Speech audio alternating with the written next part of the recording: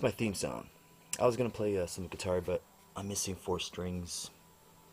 Okay, guys, John DaCosta here, and now for a video done in better taste compared to my other one I just put up. I was bored, thought I deleted it, but who gives a shit? Because if you can't be yourself on YouTube, then what's the point, right? Anyways, so this is the Marvel one-shots I picked up. I said I was going to review it. Oh man, I don't know if you guys can see this. It's really dark here. So, it's a pretty cool book. It's about a mother and son, and it takes place way after that Marvel zombies, apocalyptic plague sort of thingy. And it has, and the two main characters in the story are Kitty Pryde and her son, right here, who is Timothy Rasputin Pryde, I think. I don't know what's his name. Who is Colossus's son. It's a pretty cool story, man. I wasn't expecting, like, I was expecting something else when I read it. You know, it was a nice story with a lot of heart, and what was rare about it was the characters. Very early into the read, I actually cared about them. So there's some pretty cool appearances here from some D-list characters. Like check it out. There's the squirrel from Squirrel Girl. There she is right there. That's pretty nice. And it's a nice book. It's not that typical because just by judging don't judge the book by its cover. All these characters on the cover here are not in this issue, are not in this book. But it's not your typical. What I'm trying to say is not your typical zombie book. It's not full of the gore and blood that zombie books usually come with. This is actually an amazing book to read to my kids. It's not scary. It has an amazing moral to the story at the end. Just a lot of heart. My kids are going to love this. I'm going to read it for them tonight. It's not scary at all. So check it out, guys. It's worth the $3.99. Alright, next we have Halloween Eve. I picked up last week as well, or 2 weeks ago, I'm not sure. This is a creator-owned comic book from Image. It was done by Brandon Montclair and Amy Reeder. I like the art in this book, but did I say arc or art? Well, I like the art in this book. It's very nice. But man, the story is so lame. You want the story? I'll give it to you. Well, there's this girl here. Her name is Eve, and it's Halloween, hence the name Halloween Eve. So she works at this seasonal store, which is called Halloween Land, and she's very disgruntled about Halloween and all that stuff. So she has to stay late, clean up the shop, and she lets her imagination take over, and she starts talking to these masks and costumes, and then she's transported. I guess it's trying to depict a Wizard of Oz, but it doesn't read like the Wizard of Oz. It reads more like Alice in Wonderland. And there's I went through 5 pages of her bumping and jumping, right there, bumping and jumping through dimensions, or she was falling and tripping, and it's like I'm supposed to care that she gets this this moral out of this experience, and I don't care. I don't care at all. This read like crap. It's so lame. So she goes into this Halloween land, learns her lesson, tries to accept the fact that, hey man, putting on a mask for Halloween is just encouraging your imagination and enhancing your personality. Don't hide behind the masks, that sort of stuff. And there you go. There she accepts it, and she turns into this fantastic human being. Buddy, this book it's 40 pages of comic for $3.99. I guess if you're, I don't know. I didn't like it, but if you're into just spending $3.99 on a Halloween seasonal book, it's up to you. But it read horrible. Okay, another one that I picked up last time. I just showed you guys the cover. I didn't talk about it that much.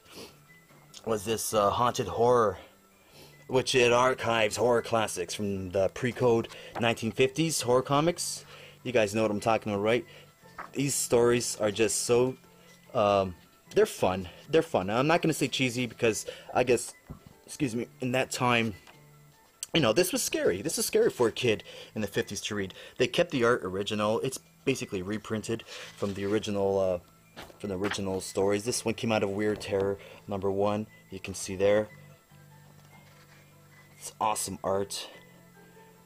C.A. Winter does this one, which is, this is my favorite story, The Wage Earners. It's funny how the horror comics back then basically had the same stories to it, same backgrounds. Like, you know, it's a man who is gonna marry this older, ugly woman for money, and then he takes her out to the swamp. Oh, actually, before that, he bumps into this hot chick right here, and takes her out into the swamp, and there he goes, he kills her. And then he goes and meets up with this bodacious babe, and then she turns out to be some ghoul who converts people into her father's wage earners. And there's a nice shot of there of like some blood sucking. That's pretty cool. Yeah, so these books, which is pretty, it's pretty funny that back in the 50s, they were banned. They were trying to ban these stories, you know? And I love classic horror books. And I guess back then they were led by a crusade from this guy called Dr. Frederick Wortham or something like that. So I've seen like little biographies on this sort of stuff. So this is really cool. Jack Kirby's in here as well. I think somewhere in the back here. Whoops. What's nice? What's that? That's a nice one there. But anyways, if you're a fan of horror books, 1950s pre-code, $3.99. Look at this baby. Nice thick book to sit by the fire and while your kids carve the pumpkin and whatever. So that's cool, man. I really like that. That's it for the new ones. I'll probably pick up some more next week. I think people have, like, I don't know, they picked up some what's that story called? Oh, The Headless Horseman. But anyways, this is a book. I actually used to have this on my pull list back in 1998, a long time ago. It's a 4-issue miniseries. I only have 3. I don't know what's going on here. I don't know what happened, but it's called Supernaturals. It's like a Marvel version of Justice League Dark. This was awesome. I remember this was like one of the last books I had on my pull list back in '98, and then I started getting laid like crazy, so I dropped comics. This was basically a story of Brother Voodoo, who it's the art's phenomenal. I'm like, sorry, I'm taken back by the art. It's so good. That's awesome stuff. Yeah. Anyways, so Brother Voodoo. It starts with a little origin. It's not really portraying the original characters of Marvel Universe, like Brother Voodoo, Black Cat, Ghost Rider, Satana, Gargoyle, Werewolf by Night. They altered their origins a bit and stuff like that. So something happens. This is a little, you know, flashback from like 13 years before this book takes place, where it's Brother Voodoo and his brother are trying to raise his mother from the dead, and then something happens, and then he wakes up, and then stuff is in 13 years from what this originally happened. It starts happening again. So he puts this team together of these guys I just mentioned. So every comic came with like a mask, which is cool. So if you guys ever see this in dollar bins and something like that, I don't think it's worth that much money. It's a great Halloween read, and I think Jack-o'-lantern has something to do with this. Yeah, I'm missing one issue, which is the last issue. So I know it's pretty pathetic. I don't know where it is. I don't know if I had it. I don't know if I lost it. I'm not sure. But yeah, Supernaturals, pretty damn cool. I'll show you the other covers. There's one right there. Oh shit, you guys can't see. It's too dark, eh? So yeah, in the books they meet, like I think they fight the Mummy, Dracula, stuff like that. So yeah, that was awesome. All right. See my Ghostbusters back there? Yeah, they're awesome. So here's some Ghostbusters. I wish I had more of these. I try to look for these at like flea markets and stuff like that.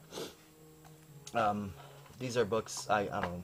I just love reading. Reminds me of the movie. Well, the movie was awesome, of course, but the cartoon, I was a really huge fan of it. This is in great shape. This is awesome.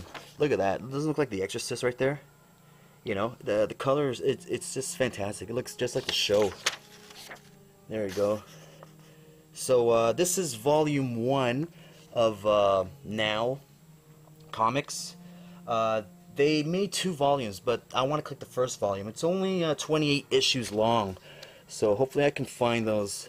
I'm not gonna really do eBay because I'll probably get ripped off, and because I have some of these in this condition, I want to keep it like this, you know, and I don't want to pay too much for it because I didn't pay a lot for this at all.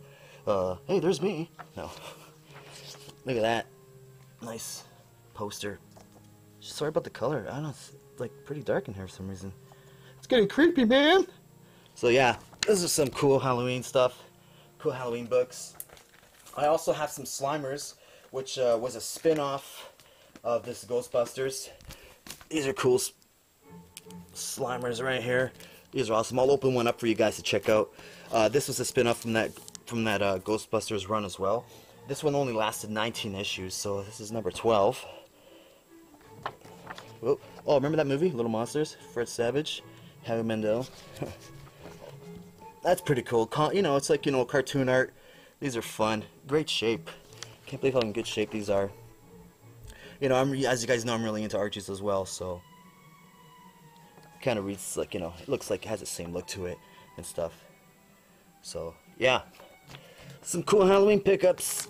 These are like back issue pickups, very cheap, but nonetheless Halloween goodness.